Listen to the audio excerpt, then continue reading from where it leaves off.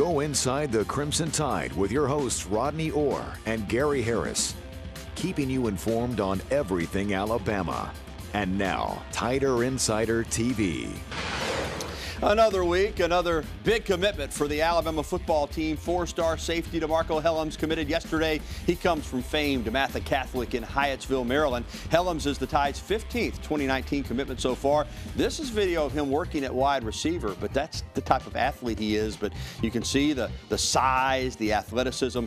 This young man is a top 100 player, and he is ready to roll with the Tide. Good evening, everybody, and welcome into Tider Insider TV, presented each and every week by Buffalo Rock. Alongside Rodney Orr from TiderInsider.com, I'm WVUA 23 Sports Director Gary Harris. Tonight again, Pepsi Max, which is max taste, zero sugar.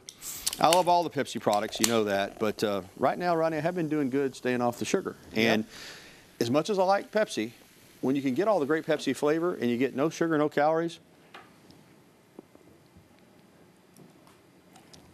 a little thirsty. Went out for an hour walk today in that heat and humidity. How about that, pal?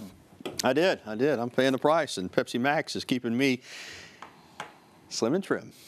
At least that's what I'm saying. I'm sticking to it. Pick up some Pepsi products next time you're at your local grocery store. Yeah, that's right. You got to believe it to achieve it. Bama baseball also picked up a commitment from a two-sport standout, Caden Rose of Bob Jones High School in North Alabama. He'll join the Tide in 2020. He's also a really good football player. Let's get back, though, to Hellams.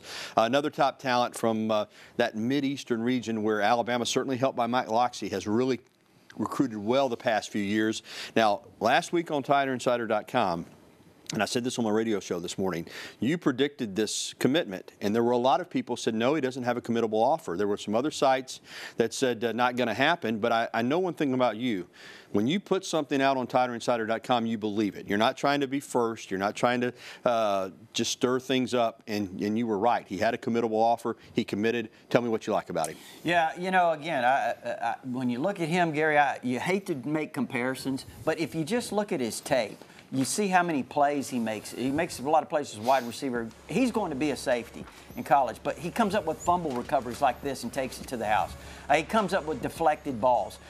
You know, he reminds me of just his tape. Again, I'm not going to make too many comparisons here, but Clinton Dix when he was in high school. No doubt. I thought the same thing. Yeah, he really does. I mean, he makes those same kind of plays that seemed to make in high school. Well, Ronnie, he fits the mold because you're playing so much nickel and dime now, and I know you got to be able to cover in the back end, but you got to have safeties like Landon Collins, Clinton Dix, Ronnie Harrison that can come up and support the run, and he can do it. He's another one of these guys. Yeah, you watch him. He comes up a lot like Ronnie Harrison did. He comes up, plays, you know, almost like an inside linebacker at times, and there you see there. He just got that deflected ball, makes a play after. He's got great ball skills. Elijah Brooks, his coach, was a college player, knows what a good-looking player looks like, and he really raves about this kid. You know, he's got a teammate, too, that's really good. Both of these guys, Nick Cross and DeMarco Hellams, top 100 players. And one more comment on not just him, but how Alabama really is wearing out this Mid-Atlantic Eastern Shore area, particularly right there in the Baltimore area. Yep. You know, they got Yabi Anoma last year. They've got another commitment from a top linebacker from a Yabi school at St. Francis there named Shane Lee, who's a really good player. They may get Nick Cross, who's another one, and they're recruiting other guys. That's where the Quanjos came from. Absolutely. They were from DeMatha. Yeah. So Alabama continues to show that under Nick Saban, the Tide can recruit anywhere in the country. And the Tide keeps pulling in these top recruits under Saban. He's also, though, taking some time out to do some summer golfing, right? He really is a good player. He was at the Knicks Kids Golf Tournament at Old Overton in Vestavia last week, raising money for his signature charity, over $7 million they've doled out since they came, the Sabans, Nick and Terry, came to Alabama. But Saban also taught football, of course, and said he's always concerned about team depth. We had more depth. I wish we had more players. I wish more guys could contribute. But regardless of that circumstance, you know, we will try to develop and create whatever we have to do to try to develop the depth at any position on our team. So if it involves moving players, if it involves, you know, trying to enhance the development of younger players, then that's what we'll do. And Saban was asked specifically about inside linebacker because It's the expectation. I think that Coach indicated that he thinks Keith Holcomb is going to focus exclusively on baseball next season.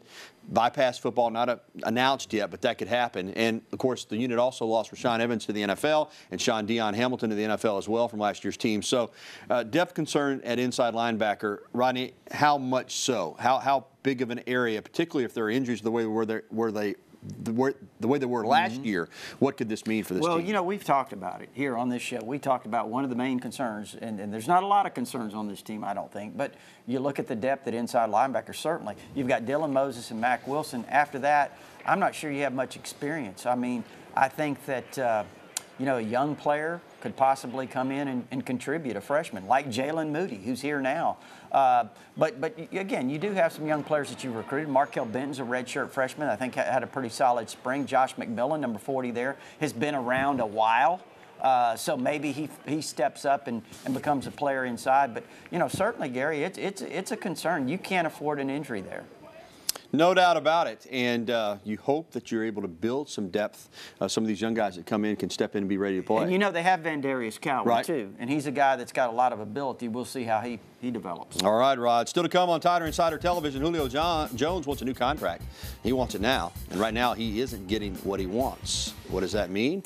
We'll have more on the former Alabama superstar. Plus, 5 Crimson Tide players were chosen in last week's Major League Baseball first-year players draft. We'll break it down for you. And coming up, as always, we'll be welcoming your phone calls, emails, and tweets. You see the information right there on your television screen.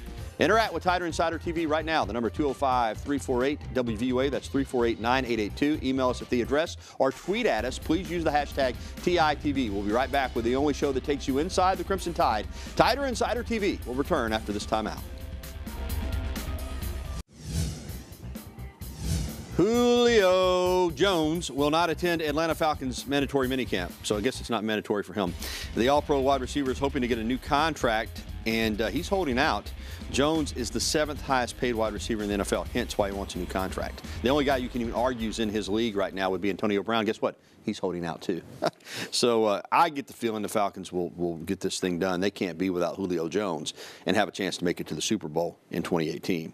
Welcome back to Tider Insider TV alongside Rodney Orr. I'm Gary Harris. While Julio sits out, Jonathan Allen is back. The former Bama defensive lineman missed most of last year with a foot injury with the Redskins, but now he's back at minicamp and feels good as he's getting ready to head into his second season.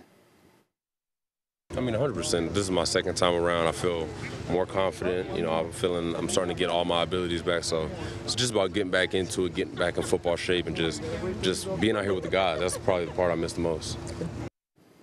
And it's U.S. Open week, and Justin Thomas has some work to do again. The former Crimson Tide golfer fell out of the top spot in the world golf rankings after Dustin Johnson won the St. Jude's Classic last weekend in Memphis. Now, Thomas tees off with DJ and Tiger on Thursday afternoon. How's that for a star-studded group? And sticking with golf, Alabama's Kristen Gilman and Lauren Stevenson led the United States to a perfect 8-0 sweep of Great Britain and Ireland at the Curtis Cup. Stevenson was also named Golf Week's Player of the Year. Gilman was a first-team All-American. That's a dynamic duo. It was also the MLB draft, and 5 Alabama players were chosen in the 40-round event last week. Jake Walters and Chandler Taylor win the top 10 rounds. Walters to Miami, Taylor to Houston. In the 18th round, the A's selected Kobe Vance. The Giants chose Jet Manning in the 20th, and Chandler Avant was picked in the 30th round by the New York Metropolitans. Bottom line is it's going to take some time to turn this Alabama baseball roster into a winner, Rodney. We know that baseball is a sport where when you get behind, and Alabama's certainly behind, 1 or 2 guys won't do it. You've got to get injection of new talent. Brad Bohannon's hitting the recruiting trail. We know what kind of recruiter he is. Look at what happened at Kentucky. Look at what's happening at Auburn. Now he's got to work his magic here at Alabama. And we think he will. Yeah, we do. I mean, really do. I think when you look at Brad Bohannon, he's got a great track record, not only as an evaluator, bringing in talent. He's been successful, you know, as an assistant at various programs. He knows how these programs are built. It's just going to take time. Yep, and I think you'll get it there. Be patient. I know that's tough, but Alabama's behind a lot of teams, dead last in the SEC standings the last 2 seasons. All right, as for the Alabama softball team, the Crimson Tide posted its 19th straight top 25 finish. You heard me right. 16th straight in the top 15. That is consistency. Bama came in ranked 14th overall in the final polls. The Crimson Tide lost to Washington in the Super Regional in Seattle, but still another really good year for Alabama softball. We'll keep it right here with us on Tider Insider TV. We'll tell you about a first for Alabama track and field and cross country. And next, your phone calls, emails, and tweets. Again, the information posted right there on your screen. Go ahead and give us a call now so you can get through 205-348-9882. We want to hear what's on your mind, Tider Insider Nation, and we'll do that next.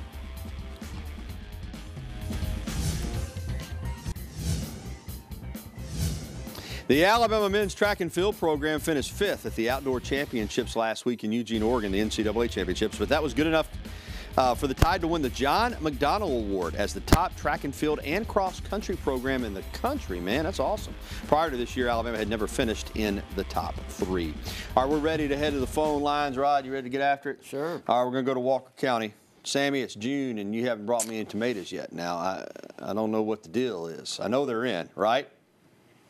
Hey, Gary, Rodney, glad to hear from y'all guys and everything. Gary, they're 4 foot high and rising. Okay. Just need some rain. All right. They're coming on, looking about 51 of them. I'll be ready for it. What you got for us tonight, Sammy? I've talked about this before, Gary and Rodney, but it's a valuable position, and it merits consideration. The center position, they may go with Piercebacker, but he's been a 3-year starter at left guard.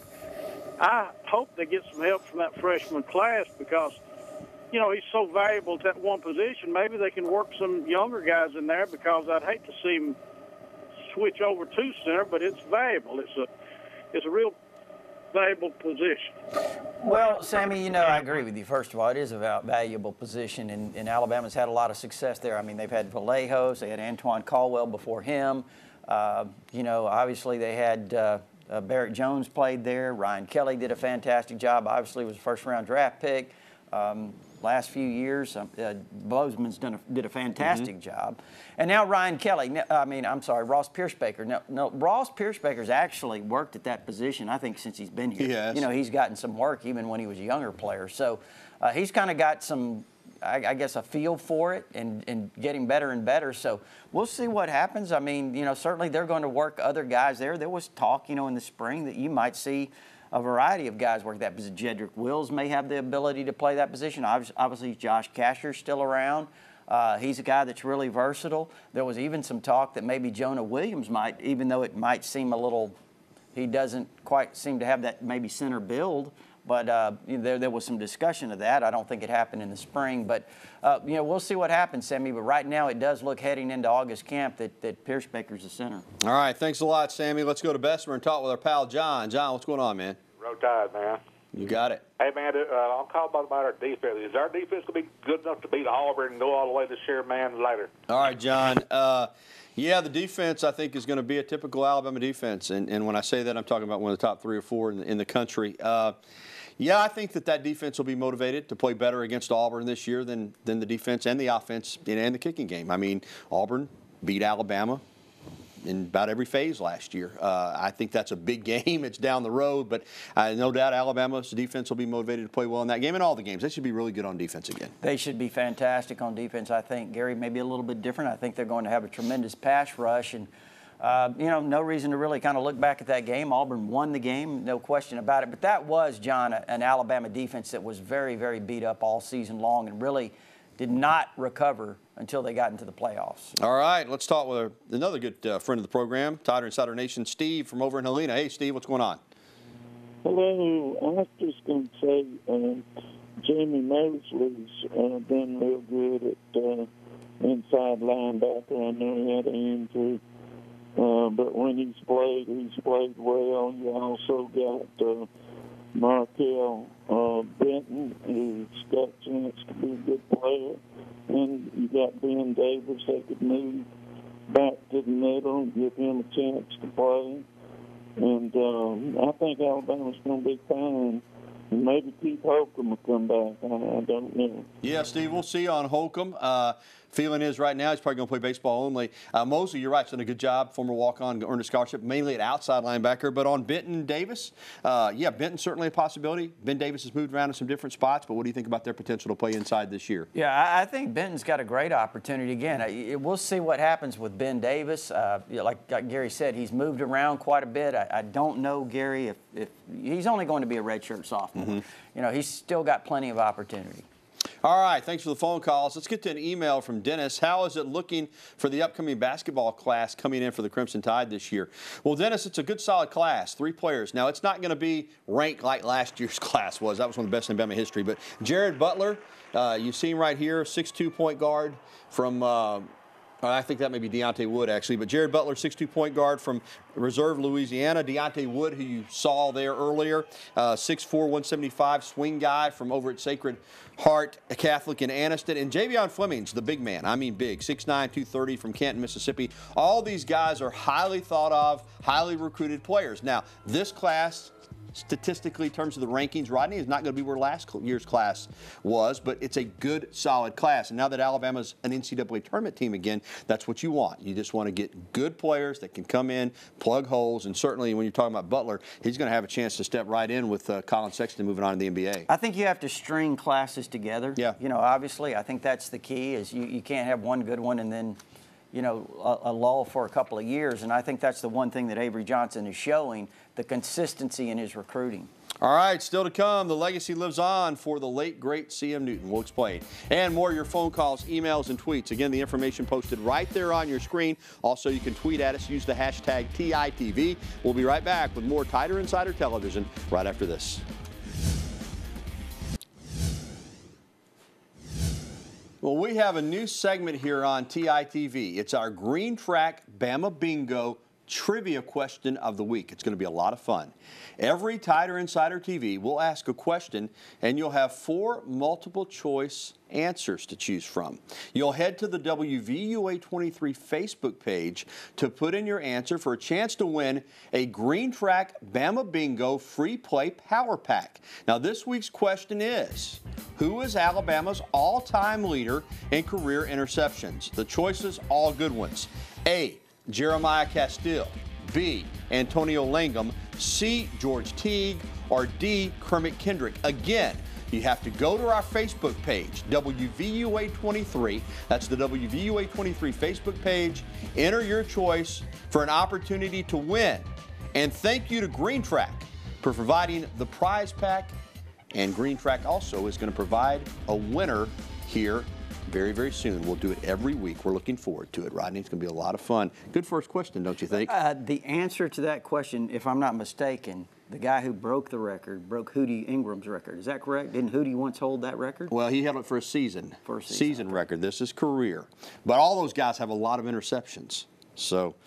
But there's one that has the most. All right, let's get right back to the phone lines and talk with Marquise here in Tuscaloosa. Hey, Marquise, how are you? How you doing today, Gary? Doing well, my friend. Yes, I wanted to speak to you about Savion Smith. Right. I wanted to know what was his status. Did he lead the spring as one of the #1 corners? Yeah, Marquise, he really had a good spring. I think when you look at him, obviously he was a very highly recruited player coming out of high school. IMG Academy, went to LSU, where he was a 5-star recruit, left there after a year. He had a good spring. He had the opportunity to come in late December, go through those bowl practice, playoff practices. I think that really helped him out. But he was at the right corner spot where Anthony Averett was last year, Gary, and I think he ended up spring. You had Trevon Diggs on the left side, Savion Smith on the right side. I think Savion Smith has all the tools to be a really outstanding player. Yeah, I expect him to be a starter, don't you? As of right now, I certainly do. Yeah, all right, good question. All right, let's talk with our pal BT right here in T-Town. BT, what's up? Rodney. Hey, BT. Y'all doing okay? Yes, sir. Well, I want to ask Gary, y'all talking about here a while back about the remodeling or about the Coleman or what's the situation on that, Gary? Well, still nothing. Yeah, BT, good question. Still nothing officially announced. They are either going to totally redo the playing area, the court and the seating area, or they're going to build a new Coliseum. from what I understand, Rodney, they're leaning toward, they've done a lot of work at Coleman Coliseum, I know, but they're talking about reconfiguring the seating area where you're actually watching the games, changing the way the seats are in, maybe putting in some sky boxes or luxury suites. But they're going to do something. They have to. It's just at a point where it's affecting Alabama negatively in recruiting, and they're going to do something. We hope we'll have an announcement here. I'm confident in the near future, Rodney. Yeah, I hope so. All right, let's go to an email from Gary and Helena. Do you see Alabama wearing white helmets or any other uniform changes while Nick Saban is the coach? No. I don't. Rodney, no. You want to add to it? No. When's the last time they wore white helmets? 84? Yeah. Vanderbilt, maybe? Mississippi State, something like that. Not under Nick Saban. I don't think it's going to happen. Let's go to Forkland and talk with Ray on the phone. Hey, Ray, what's going on, man? Fine, doing fine. Good. What you got tonight? I wanted to ask about the last year recruiting the guy from Texas named Wadley. Yeah, Jalen Waddell. We got signed up on recruiting, and right before him, Ross, the one Alabama really wanted, went to Clemson. Do you think that the guy from Texas was waiting to see where Ross was going before he told him?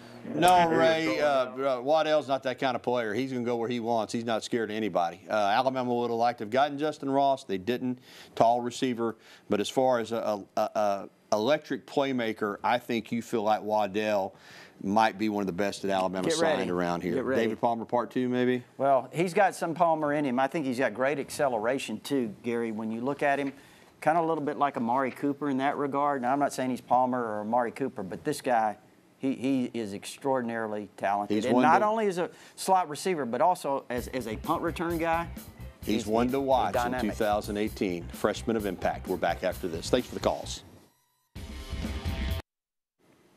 C.M. Newton passed away last week, but yesterday the Alabama Department of Athletics created the C.M. Newton Scholarship to be awarded to a men's basketball player. Coach Newton was the Bama head coach from 1968 to 1980. He'll be missed. And according to multiple reports, Alabama has a deal to face Central Michigan in the 2023 season opener, or most likely as the home opener. The Tide and the Chippewas have never met on the gridiron. Well, our beautiful shirts tonight provided by the Locker Room in downtown Tuscaloosa, home of the original elephant wear.